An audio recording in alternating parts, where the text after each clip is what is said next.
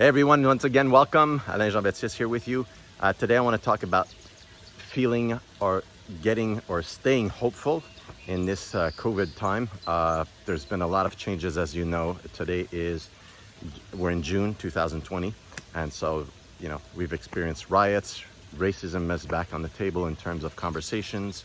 COVID is still here. Second wave is most likely coming in the fall. And so one word that I keep for myself, and I'm here at my friend's place right now. I brought back, he lent me his car because my car broke down.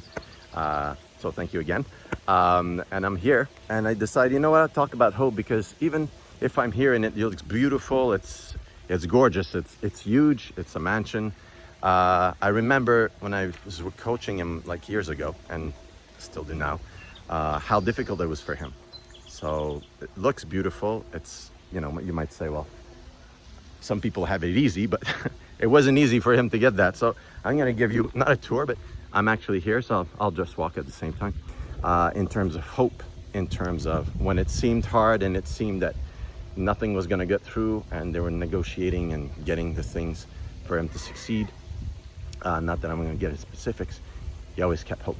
At one point, I'm like, why is it that, your friends, they were working a whole group, I think over 20 people. I said, why are they so nervous and stuff like that? And he looked at me, he says, well, that's because, I said, what's the difference? How can you be so confident? He says, well, because I have you.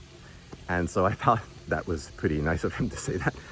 But it's true. It's the one thing that you have to remember is you have to keep the hope. And hope, part of hope has to do with courage. So courage means that you're going to live according to your values, your principles, what you believe in, no matter what. And that even though you might fail, even though you might not succeed, even though you might not even be sure, the one thing, as you can see behind me, this path, is that you keep the path towards your beliefs and your values.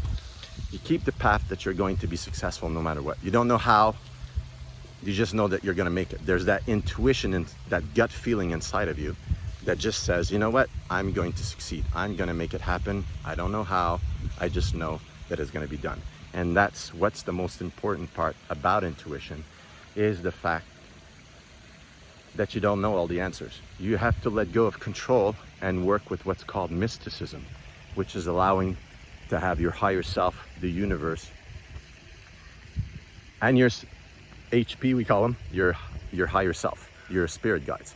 So the most important part about all of that is that it's in the future. Hope comes from the future. So you have to align yourself with your other senses. I talk about 12 senses, but not going really into it. You have to tap into the fact that although you don't know all the answers, you know enough to know with certainty that you're going to succeed. And eventually you just get there. So I know that I'm talking about this during the time of COVID, and I think this is one of the most important things to have during this time, because a lot of you that have companies, and some have folded, unfortunately, some have lost their jobs. It's time to get back on track and create a new vision, create a new dream for yourself and for your family, your friends, your loved ones, and just use hope as one of the main bases to consciously create your success. All right, I'll see you in your next videos, and I hope you enjoy the view so that one day you can also manifest the success and all the passion and love that you have for something to manifest itself, just like my friend did right here. Take care.